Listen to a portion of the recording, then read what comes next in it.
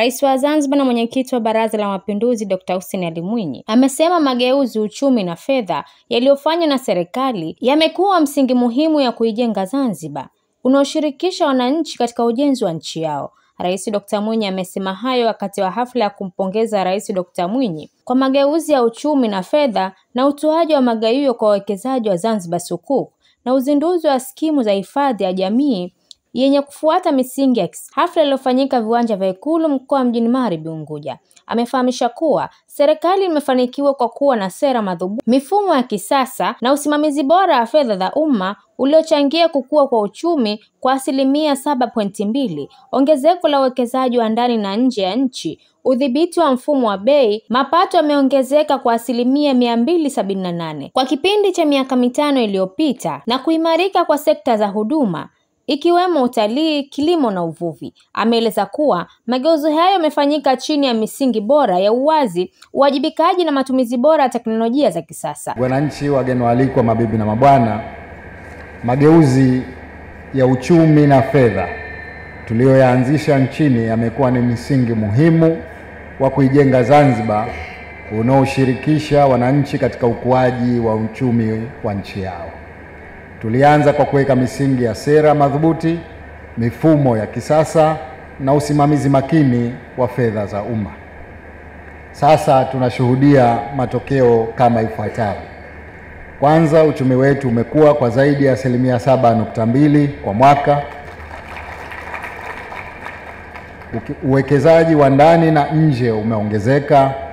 Mfumuko wa bei umedhibitiwa kwa wastani wa tarakimu moja. Mapato ya ndani yameongezeka kwa 278% katika kipindi cha miaka 5. Na sekta za huduma, utalii, kilimo na uvuvi zimekuwa kwa kasi sana. Mageuzi haya yamejengwa juu ya misingi ya uwajibikaji, uwazi na matumizi bora ya teknolojia za kisasa. Ndugu wananchi, wageni waalikwa, mabibi na mabwana, mwaka wa 2024 tulizindua Zanzibar Sukuk, chombo cha kifedha kinachoendeshwa kwa misingi ya sheria ya Kiislamu ambacho kilipata umaarufu mkubwa ndani na nje ya nchi. Mwaka huu wa 2025 tunashuhudia tukio jingine muhimu la malipo ya kwanza kwa wawekezaji wa Zanzibar Sukuk, jambo linalothibitisha ufanisi wa serikali katika kusimamia dhamana zake. Kupitia Sukuk, serikali imeweza kufanya yafuatayo. Kwanza, kugharimia miradi mbalimbali ya kimkakati. Pili, kuimarisha imani ya wawekezaji. Na tatu, kufungua milango mipya kwa sekta binafsi kushiriki katika maendeleo ya taifa. Kwa hakika, hii ni historia mpya ya kifedha inayotuweka Zanzibar katika ramani ya dunia ya uwekezaji wa sharia za Kiislamu, yani Islamic Finance. Kwa mafanikio hayo, ni haki yetu kujipongeza na nawashukuru sana watu wote waliochangia kutufikisha hapa. Ndugu wananchi, wageni waalikwa, mabibi na mabwana, mafanikio ya uchumi shirikishi hayawezi kupatikana bila kuwa na mfumo imara wa bima.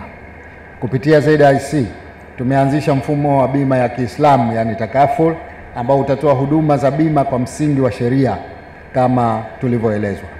Takaful imefungua ukurasa mpya wa ushirikishwaji wa wananchi katika uchumi. Aidha, kwenye eneo la afya tunatambua kwamba afya njema ni msingi wa uchumi imara.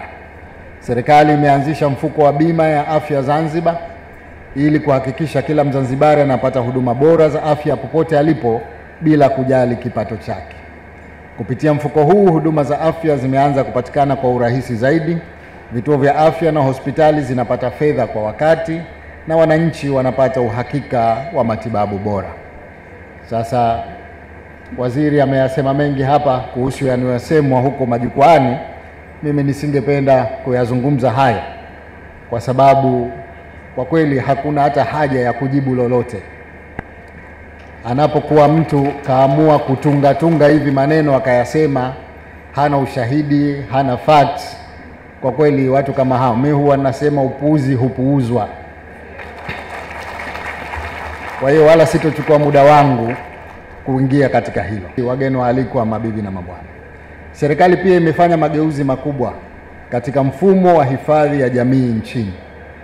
Tumeimarisha utendaji wa mifuko ya hifadhi, kuhakikisha malipo kwa wastaafu yanafanyika kwa wakati, michango inasimamiwa kwa uwazi na faida zinawanufaisha wanachama. Kwa kutumia mifumo ya kidijitali, tutahakikisha kila mfanyakazi wa umma na wa binafsi anasajiliwa na kulindwa dhidi ya changamoto za kiuchumi katika uzee, katika maradhi na katika ajali. Hii ni hatua muhimu katika kujenga Zanzibar yenye haki za jamii na usalama wa kifedha kwa vizazi vijavyo. Aidha, leo tunafanya uzinduzi hapa wa skimu ya hifadhi ya jamii yenye kufuata misingi ya sharia. Hatua hii itatoa fursa kwa ZSSF kuwekeza kwenye maeneo yanayofuata misingi ya sharia kama tulivyoelezwa, na nadhani tutapata maelezo zaidi kuhusu swala hili, lakini imetajwa hapa vile vile kwamba pengine sasa hata masuala ya hija yanaweza yakafanikishwa kupitia ZSSF. Ndugu wananchi, wageni waalikwa, mabibi na mabwana, uchumi wowote imara unahitaji taasisi madhubuti za mapato.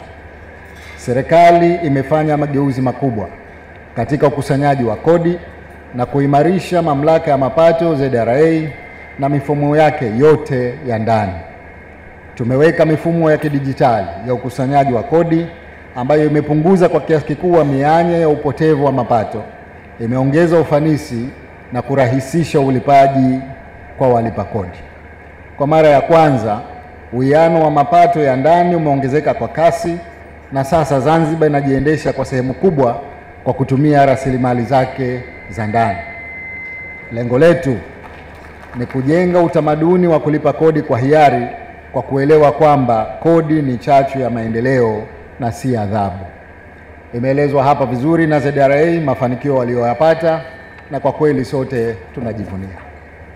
Ndugu wananchi, wageni waalikwa, mabibi na mabwana, serikali pia imeanzisha mamlaka ya uwezeshaji wananchi kiuchumi.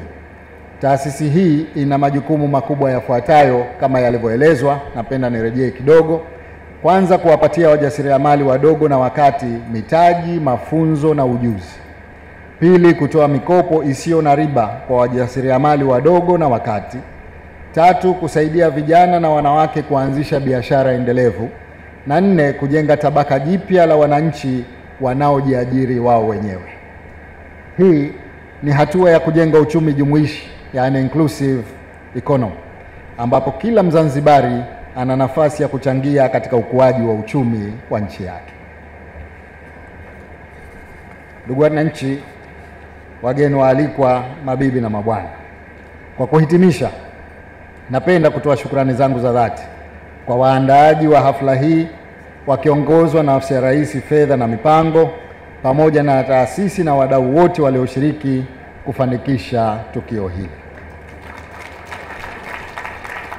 Aidha, napenda kutoa shukrani za dhati kwa heshima na tuzo nilizopewa leo kama ishara ya kutambua mchango wa serikali katika kuleta mageuzi haya ya kifedha na kiuchumi nchini. Mageuzi haya ni matokeo ya ushirikiano wa serikali, sekta binafsi, taasisi za kifedha na wananchi kwa ujumla. Hivyo, kwa mara nyingine napenda kuwashukuru kwa dhati watu wote mliochangia katika safari yetu hii. Wito wangu, tuendelee kushirikiana kwa umoja na uwajibikaji kuhakikisha Zanzibar inaendelea kwa mfano wa mafanikio, amani na ustawi barani Afrika. Tumwombe Mwenyezi Mungu atufikishe katika ndoto yetu hiyo. Amin. Mungu ibariki Zanzibar, Mungu ibariki Tanzania. Asanteni sana kwa kunisikia. Waziri wa Nchi, Ofisi ya Rais, Fedha na Mipango, Mheshimiwa Saada Mkuya Salum, akimkabidhi Rais Dr. Mwinyi tunzo maalum ya kutambua mafanikio na mchango wake katika mageuzi ya uchumi na sekta ya fedha hapa nchini. Mheshimiwa Rais, zoezi ambalo litafuata sasa hivi ni kwa ajili ya kukabidhi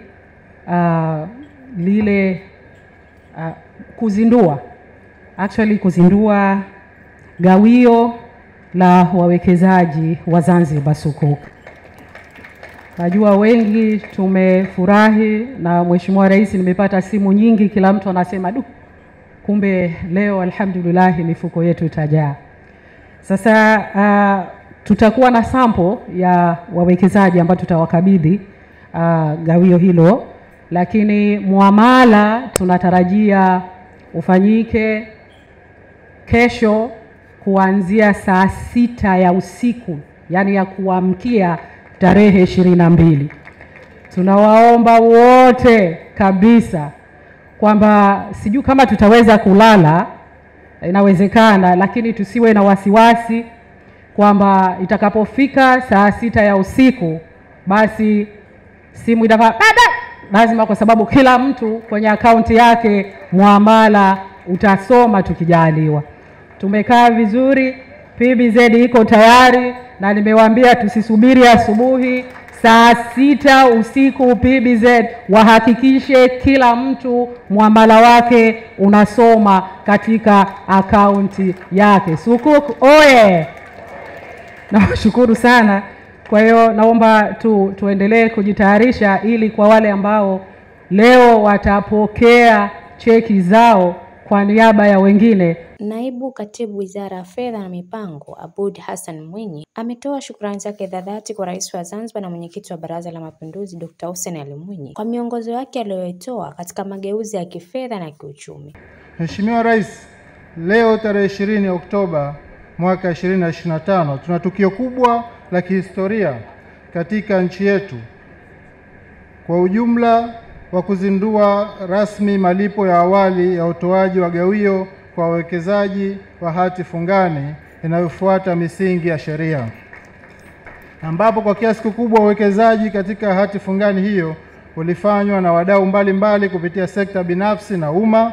Imechangia mageuzi makubwa ya kiuchumi na kijamii kwa kutekeleza miradi ya kimkakati ikiwemo miradi ya ujenzi wa bandari jumuishi ya Mangapwani, ujenzi wa maendeleo ya nyumba Chumbuni, ujenzi wa madaraja ya Amani na Mwanakorekwe, ujenzi wa jengo la abiria Terminal 2 pamoja na miradi mingineyo. Mheshimiwa Rais, pia nitumie fursa hii kuwashukuru wote waliowekeza kwenye sukuk na waliokuwa hawajawekeza lakini wana nia ya kuwekeza kwenye Zanzibar sukuk. Naomba kuwakaribisha tena pale ambapo serikali itakapotoa tena awamu nyingine ya uwekezaji huo. Mheshimiwa Rais, pia leo tutakuwa na uzinduzi wa hifadhi ya jamii inayofuata misingi ya sheria. Kwa vile hiki kimekuwa ni kilio kikubwa kwa wanachama na ni chachu ya uendelezwaji wa miamala ya Kiislamu au miamala inayofuata misingi ya sheria hapa nchini kwetu.